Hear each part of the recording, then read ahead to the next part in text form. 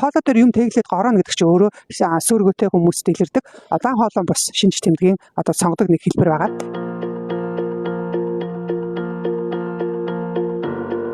Өнөөдөр бид нэр юуны талаар ярих вэ гэхээр өнөөдрийн сэдэв болохоор ер нь сүргөний талаар ярих гэж байгаа. За тэгээд дараагийн нэг хэсэг нь болохоор энэ сүргөний үед хийдэг маш үр дүнтэй ийм амьсгалын дасгалыг та нарт бас лайвынхаа дондор бас ярьж өгнө, зааж өгнө. За энэ бол бас их үр дүнтэй ийм дасгал байгаа, амьсгалын дасгал. За тэгэхээр бид нэр сүргэг болохоор ер нь яг ямар асуудалтай вэ гэдгээ ер нь баг хүн болгонд мэддэг болцсон. Ялангуяа манай энэ ходоод эмчлэх арга гэдэг энэ хуудас дээр байгаа хүмүүс бол ерөнхийдөө яг сүргэг гэж юу вэ гэдгээ ерөнхийдөө багцаа бол автсан байгаа тий.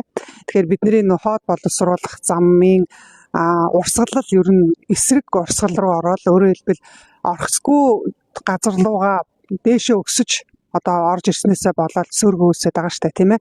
За тэгэхээр энийг үүсгдэг шалтгааных нь бол бид нар өмнөх 7 хоногт болохоор ер нь хөвлийн даралт ихсэх гэдэг энэ тал дээр нь ярьсан. Тэгэхээр тэр бол маш олон хүчин зүйлсээс болоод хөвлийн даралт болоод ихсээд энэ нь өөрөө сүргөө үүсгэх нэг том одоо шалтгаан болдгоо. За тэгвэл өнөөдөр би та нарт яг энэ сүргөө үүсгэж байгаа шалтгааныг нь юугаар ярих гэж байна гэхээр хоол боловсруулах зам байдаг.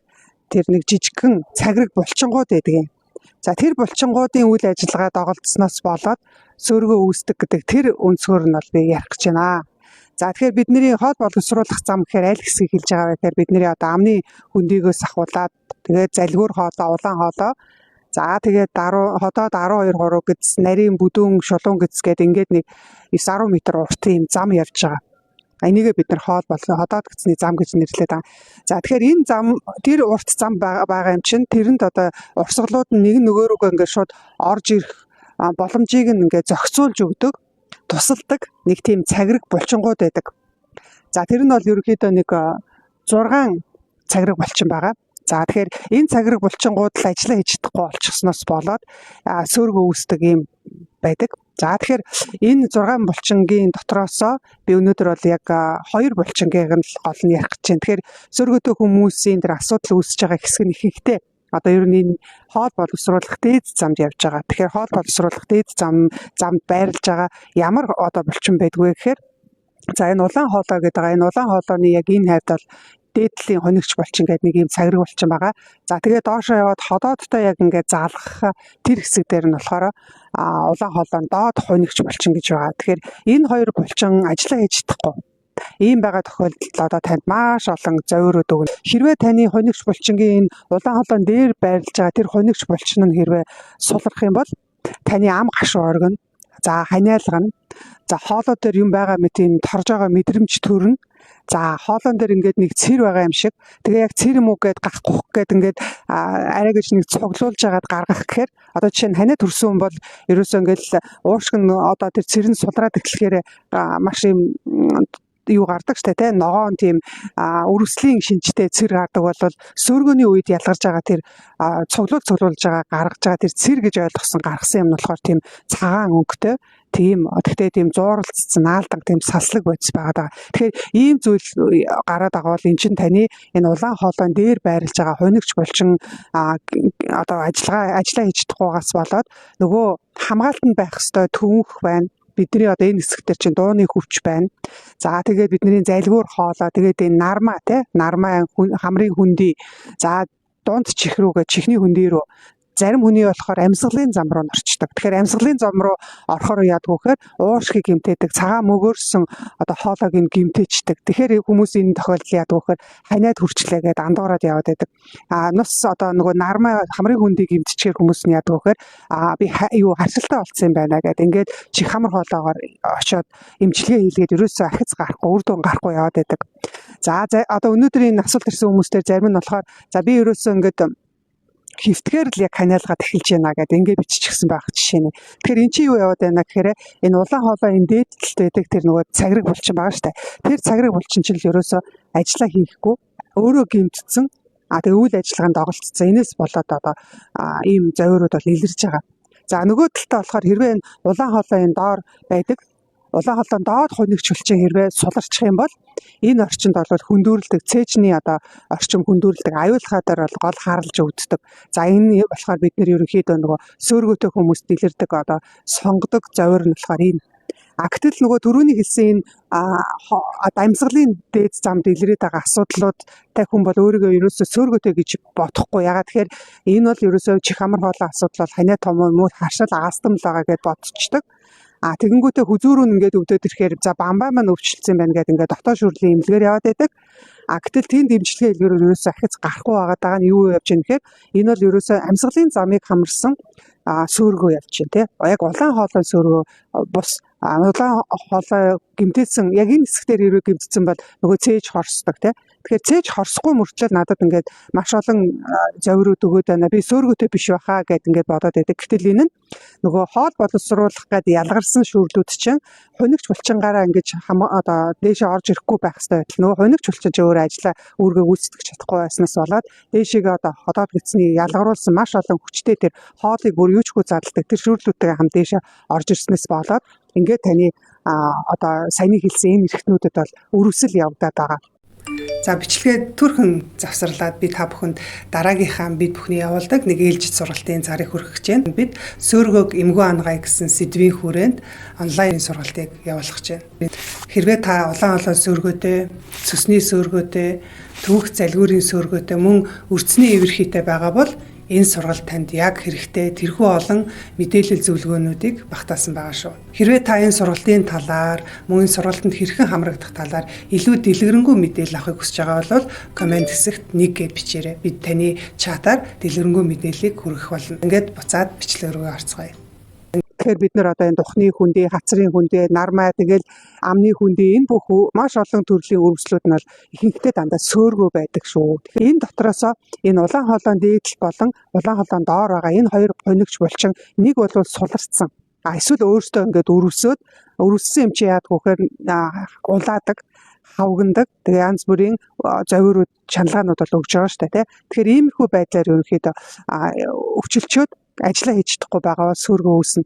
Тэгэхээр та ходоодны хүчил дарангуулах ч юм уу өөр эмийн эмчилгээ хийх юм бол хэдийгээр тэр эмийн үйлчлэгээр ингээд дээш орж ирж байгаа шүүрлүүдийнх нь хүч нь багасж байгаа ч гэсэн эргээд та тэр эмийг уухаа зогсоохоор л ерөөсөө шууд зовирн дахиад эргээд гарна. Яагаад тэгэхээр асуудлын цаад шалтгааныг та засаагүй байгаа учраас дахин тэр зовир илэрнэ. Тэгэнгүүт хүмүүс яадаг вэхээр ерөөсөө энэ эмийг л уул миний зовир багасж байгаа юм чи ингээд тэр эмийг ерөөсөө яг чихэр шиг өдөр болгон идээд хэрэглээд эхэлдэг. Энээсээ болоод эмийн хамааралтай болоод эм уул зовир нь жоохон багасчдаг, эмээ авахгүй бол ерөөсөө ингээд шаналгаатай байдаг ийм асуудалд ордог. Тэгэхээр бид нар энэ ходоодны хүчлийг дандаа дарангуулах нь зөв үү? Ходоодны ялгаруулсан шүүрлүүдийг дандаа ингээд саармагжуулаад хүчлэг биш шүтлэг байдал руу ус шиг болгоод ингээд саармаг болгоод авах нь ер нь зөв үү гэхээр энэ бол цаанаа буруу. Маш олон асуудал. Өөрөөр хэлбэл тэр хоол боловсруулах явцыг чинь нэгдүгээрт нэг ихний шатыг ингээд зогсоочж байгаа. Дараа нь болохоор тэр хоолноос авах хэвээр шимт хичээлийг чинь авалж чадхаа болиулж байгаа. Тэгэхээр ингээ хоол шимт хичээл авахгүй болохоор таны бие махбод шимт хичээлийн дутагдалд орсноос болоод маш олон асуудлын ерөөсөө л эрүүл мэндийн бүх асуудлууд бол ингээ үүсэх тэр үндсэн суурин тавигдчихдаг. Тэгэхээр бид нэр тэр зовир намдах гэхгүйгээр яг цаана нь явагдаад байгаа тэр процесстэй явцыг нь засаж өгөх юм шаардлагатай. За тэгэхээр энэ засварт нь хамгийн чухал юм нь юу байдаг вэ гэхээр бид нэр тэр хонигч булчингаа чангалж сурах хэрэгтэй байгаа. Тэгэхээр хонигч булчингаа чангалахын тулд бид нэр яах вэ гэхээр за энэ улаан холоон дээдлийн хонигч булчинг бол бид нэр удирдах чаддаг өөртөө. За та ингээд юм залгаад энэ залгих хөдөлгөөнгүүд яадаг вэ гэхээр энд ерөөсөө энэ хонигч булчин нь нэгдээд хаагдаад нэг юм чангарах хөдөлгөөн хийж байгаа. Тэгэхээр та тодорхой давтамжтай ийм бас амьсгалын юм дасгалуудыг хийгээд илэлгүүдийг хийж өгснөөрөө энэ улаан холоон дээдлийн тэр суларцсан байгаа хонигч булчин доолдсон байгаа үйл ажиллагааг бол бүрэн засч болно. Тэнд бол ямар ч юм хэрэглэхдэггүйгээр засч болно. Харин энэ улаан холоон төгсгөлд байдаг энэ булчин бол жаахан төвхтэй. Ягаад тэгэхээр энэ булчинг бол бид нэр удирдах чадахгүй. Сая бид нар ингээ юм залхихыг ингээд залгаад энийг удирдаад хизээ залхих уу, залхихгүй байх угаа бид нар ингээд шийдэж штэ. Тэгвэл бидний улаан холоон доотлын хонигч булчин бид нар нээгдүүлэх, хаагдуулахыг бид нар захирч чадахгүй, удирдах чадахгүй. Бидний оюун санаагаар удирдуулагддаггүй. Гэхдээ энэ нь ерөөсө бүр огт удирдах болохгүй гэсэн үг биш. Ямар нэгэн тодорхой юугаар аргачлалаар бид нар бас зохицуулж болдог. За энэ нь юу гэдэг вэ гэхээр бид нэр амьсгалаараа засаж болдог. Өөрөөр хэлбэл та өрцнийхөө булчинг амьсгал авахар чи өрсний булчин чинь доошоо болоод амьсгалаа гаргахаар дээшээ болоод нэг ийм хөдөлгөөн хийж байгаа. Тэгэхээр тэр өрцний булчинг бол бид нэр удирдах чаддаг. Бид нар амьсгалаа удирдах чаддаг. Өөрөөр хэлбэл амьсгалаа төгжий гэвэл бид нар төгжчихдэг. Амьсгалыг гэвэл амьсгалчдаг. Тэгэхээр энэ амьсгалаараа бид нар өрцний булчингаа удирддаг. Өрцний булчин маань бидний улаан хоолойн төгсгөлийн тэр хонигч булчин бол маш сайн одоо хаагдахад нь тусалж өгдөг. Тэгэхээр бид нар өрцний булчингийн ийм дасгалуудыг бол хийж явах. Энэ бол танд бол хамгийн сайжрал өгөхнийг арга болд юм аа. За тэгэхээр би түрүүн нөгөө энэ шаар гэдээсэн шүү дээ. Тэгэхээр танд байгаа ямар нэгэн шаар байж болно. За эсвэл яг энэ нөгөө булчингуудын тонусыг сайжруулдаг юм зориулт имчилгээний юм бөмбөлөг байдгийн шаар байдгийн. Тэгэхээр энэ шаараар бас юу хийх маш энгийн тийм амьсгалын тэр өрцний булчинг сайжруулад сөргөө эсрэг байх юм дасгалыг би та бүхэнд зааж өгнө. Нуруугаад одоо суугаад болон хөвтөд айлч тохиолдолд хийж болдог энэ дасгалыг за суугаад тохиолдолд одоо хий бүгдээрээ тэгэхээр ихт суун ерөнхийдөө бол хит хоошоо ингэж налд суухгүй эсвэл урагшаа бүгдийг суухгүй ерөнхийдөө ингэж ихц ингэж сууж өгнө.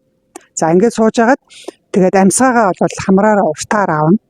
За амьсгаагаа авахтаа яг зэрэгцээд таны гэдэс ингэж жирэмсэн өнөг шиг ингэж урагшаагаа ингэж юу явах хэрэгтэй цүдих хэрэгтэй. За амьсгаагаа авлаа. За амьсгаагаа гаргахтаа болохоор та амаараа гаргана. Тэгхдээ хөвлийгээ буцаад одоо нарийсгаад ингээд татна. За эхлээд та нар дарааллыг мэдээд авчих. За амьсгаагаа авахтаа хамраараа амьсгаагаа авна. Тэгээд хөвлийгээ урагшин түрнэ. За тэгээд 1 2 3 за болж өгвөл нэг 5 секунд төгжүүл бас их сайн үр дүнтэй байдаг.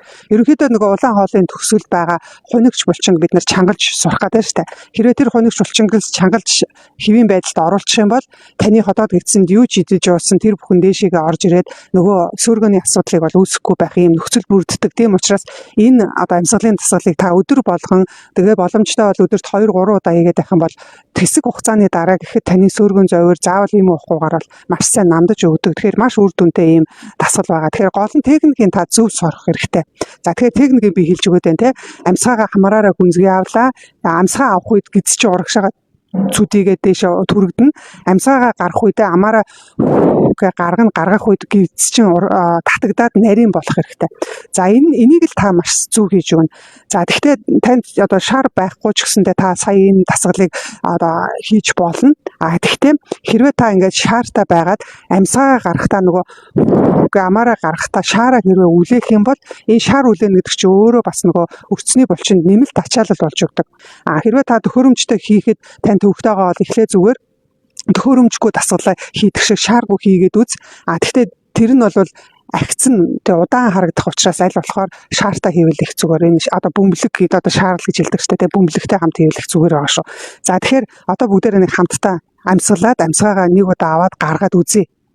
За амьсгаагаа авахтаа гидсээ урагшаа цүдэлгээ түрнэ. Амьсгаагаа гаргахтаа гидсээ татна. За хамт зэрэг авъя. За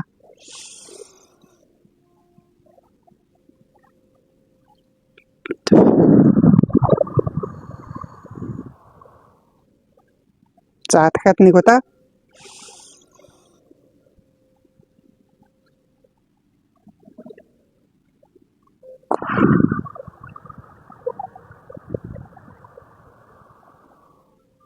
За тэгэхээр нэг удаа орохтой болохоор 4 удаа л хийн. Тэрнээс олон хийчих юм бол магадгүй таны толгой эргэж магадгүй. Зарим хүний хувьд бол энэ нь бас их шууд тархинд нөлөөлдөг. Тийм учраас та нэг удаа хийхдээ 4 удаа саяны одоо амьсгаагаа аваад гаргаад дахиад амьсгаагаа аваад гаргаад гэд ингээд 4 удаа хийгээд тэгээд хэсэг амарна. Одоо хэсэг гэдэг нь 1 минут ч юм уу те. За магадгүй бие чагнаад үзээд 2 минут ч юм уу. Гайгүй бол 30 секунд ч юм уу. Нэг хэсэг хугацаагаар та амархан байна. За тэгэхээр саяныхын дасгалын ерөнхийдөө техникийг та бүхэн ерөнхийдөө мэдээд авчлаа те. Амьсгаагаа авахтаа хөвлийгээр амьсгалаад амьсгаа гаргахтаа хөвлийгээ ингээд сайн татна. За энийг хийхдээ навчиг та микрофон бариагүй байгаа учраас яг уу гэхээр зүүн гараа хөвлий дээр ингээд тавиад өгчих.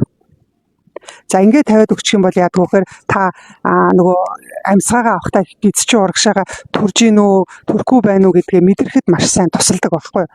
Тэгэхгүй болохоор хүмүүс яадаг вэ гэхээр ингээд амьсгаагаа авахтаа хөвлийгээ татаад байдаг зарим нь бүр эсрэгээр ялангуяа настай хүмүүс бол ингээд амьсгаа авахтаа хөвлийгээ татаад гаргахтаа цүдэлгээд ингээд эсрэг амьсгалаад зарим нь бүр яаж заагаад сурахгүй байгаад байдаг байхгүй юу. Амьсгалынхаа юуг зөв хийж гинүү гэдгээ мэдрэхийн тулд зүүн гараа хөвлөө дээрээ тавиад өгөөрэй. За тэгэхээр баруун гартаа болохоор та нөгөө шаараа барина гэсэн үг шүү дээ, тий.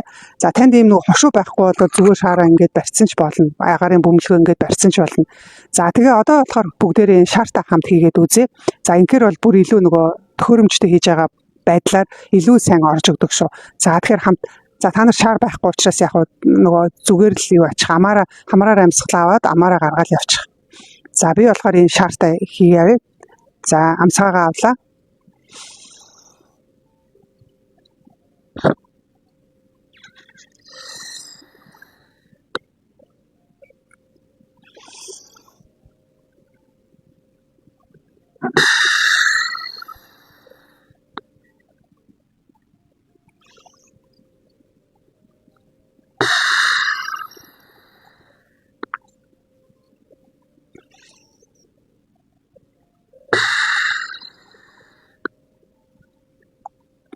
За ингээд 4 удаа хийчихэж байгаа юм. За ингээд 4 удаа хийхээр яг уу гэхээр таны өрцний булчин бол өөрөө чангарч байгаа. Тэгэхээр өрцний булчин чангарснараа улаан хоолой доотлын хунигч булчин чангалаад өгчөж байгаа. Тэгэхээр энэ нь сөөргөг болоод нөгөө сөөргөөнийхөө урсгалыг зөв болгож хааж өгөхөд нь тусалж өгч гин гэсэн. Тэгэхээр та ямар ч ийм бэлтгэл хэрэглэхгүйгээр одоо булчингаа чангалж өгөх ийм үр дүнтэй арга байна шүү дээ, тийм ээ. За ингээд амарна хэсэг амарна. За энэ 4 удаа би сая үлээлээ. За тэгээ энэ нөгөө зориултын хошуутай энэ эмчилгээний бөмбөлөг болохоор ингээд шууд агаараа өөрөө ингээд гаргацдаг. За тэгээд дараагийнхаа хэсэг нөгөө амарж байгаа дахиад та амсгаагаа авахтаа энийг хийжтэй те. Амсгаагаа авлаа. Авахтаа гівлийн чин урагшаараа төрнө. Амсгаагаа хамраараа авна. Гэт хийдчин байдгаараа тэлнэ шүү. Сайн тэлээрээ. Болж өгвөл энэ хавирг руугаа хавиргач ингээд бүр гадагшаа тэлж байгаа нь мэдрэгдчихэвэл их зүгээр. Эхний удаа хийх гэж байгаа бол энэ хавирган дээр ингээд гараа тавьж агаад гэхдээ хавиргач ингээд гадагшаа ингээд тэлэгдэж гинүү гэдгээ бас хянаад үзээрэй. Хөвлийн чин урагшаа сайн зүдэж гинүү. Хавиргач ингээд хоёр тишээгээ урагшаагаа арагшаагаа ингээд сайн тэлэгдэж гинүү. Тэгэхээр ингэж хэрвээ зөв хийж чадах юм бол таны өрцний булчин нөгөө сулраад өөрөө ингээд суларч одоо энэ шаар шиг ингээд суларчсан baаш тэр булчин чинь машгүй чангараад эхэлдэг. Ингээд чангарчих юм бол нөгөө улаан хоолойнхоо доод хунигч булчин хаагаад өгдөг байхгүй. Тэгэхээр бид нэр улаан хоолойн доотлын хунигч булчингаа л хаагдуулаад сурчих юм бол сөөргөн асуудал бүр ингээд дээшээгээ ингээд асуудал үүсгээ зогсно.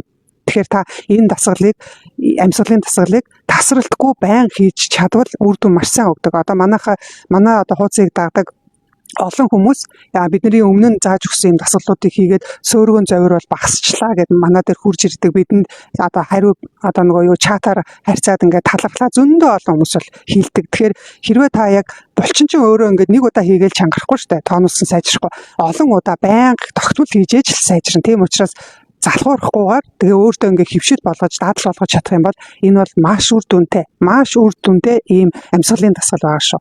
За одоо түрүү нэг орц одоо би дахиад нэг оръё. Одоо энэ шаараараа дахиад. За.